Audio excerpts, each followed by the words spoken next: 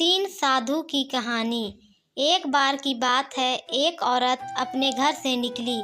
उसने घर के सामने सफ़ेद लंबी दाढ़ी में तीन महात्माओं को बैठे देखा। वह उन्हें पहचान नहीं पाई। उसने कहा, मैं आप लोगों को नहीं पहचानती, बताइए क्या काम है? हमें भोजन करना है। साधुओं ने बोला, ठीक है, कृपया मेरे घर में पधारिए और भोजन ग्रहण कीजिए। क्या तुम्हारा पति घर में है? एक साधु ने प्रश्न किया। नहीं, वह कुछ देर के लिए बाहर गए हैं, औरत ने उत्तर दिया। तब हम अंदर नहीं आ सकते, तीनों एक साथ बोले। थोड़ी देर में पति वापस घर आया। उसे साधुओं के बारे में पता चला तो उसने तुरंत अपनी पत्नी से उन्हें पुनः आमंत्रित करने के लिए कहा।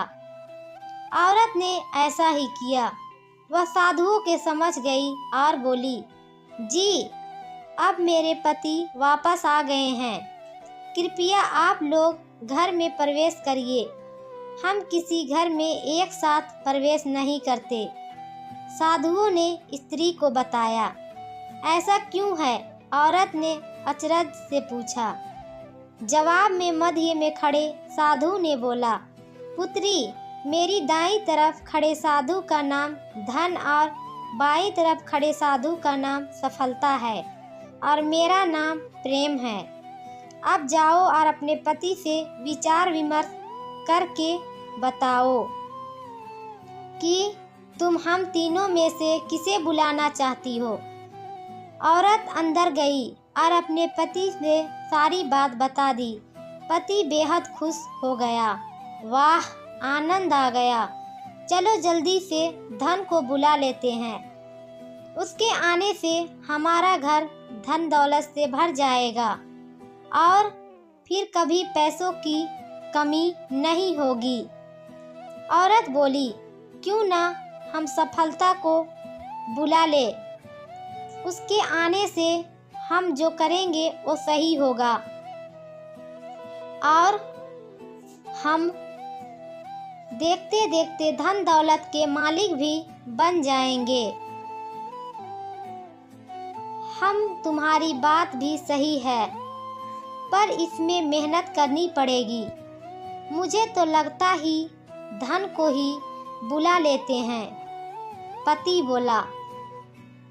थोड़ी देर उनकी बहस चलती रही, पर वो किसी निश्चय पर नहीं पहुंच पाए और अंततः निश्चय किया कि वो साधुओं से यह कहेंगे कि धन और सफलता में जो आना चाहे आ जाए। और औरत झट से बाहर गई और उसने यह आग्रह साधुओं के सामने दोहरा दिया। उसकी बात सुनकर साधुओं ने एक दूसरे की तरफ देखा और बिना कुछ कहे घर से दूर जाने लगे। अरे, आप लोग इस तरह वापस क्यों जा रहे हैं? औरत ने उन्हें रोकते हुए पूछा।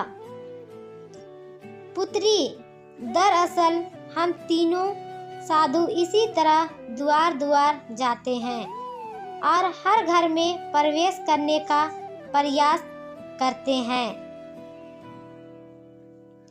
जो व्यक्ति लालच में आकर धन या सफलता को बुलाता है, वह हमसे लौट जाते हैं, और जो अपने घर में प्रेम का वास चाहता है, उसके यहाँ बारी बारी से हम दोनों भी प्रवेश कर जाते हैं। इसलिए इतना याद रखना कि जहाँ प्रेम है वहाँ धन और सफलता की कमी नहीं होती। ऐसा कहते हुए धन और सफलता नामक साधुओं ने अपनी बात पूर्ण की।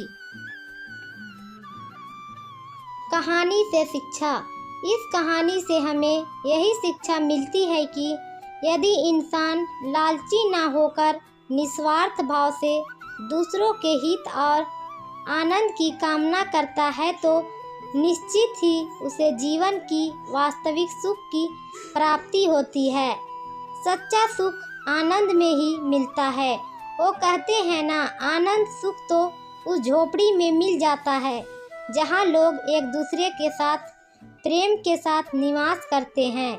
और ऐसा सुख तो बड़े बड़े महलों के समान बंगलों में भी नहीं मिल पाता, क्योंकि वहाँ घर तो बड़ा हो जाता है लेकिन दिल छोटा होता है, जिस कारण से वहाँ प्रेम और आनंद का निवास नहीं होता। तो आप सभी को ये कहानी बड़ा बनने के लिए 3 साधुओं की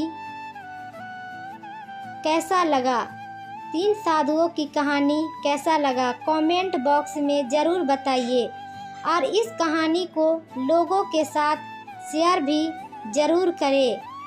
और जो चैनल पे नए आए होंगे वो सब्सक्राइब करना मत भूलिएगा। तो चलिए अगली कहानी के साथ फिर मिलूँगी, तब तक के लिए धन्यवाद हो दोस्तों।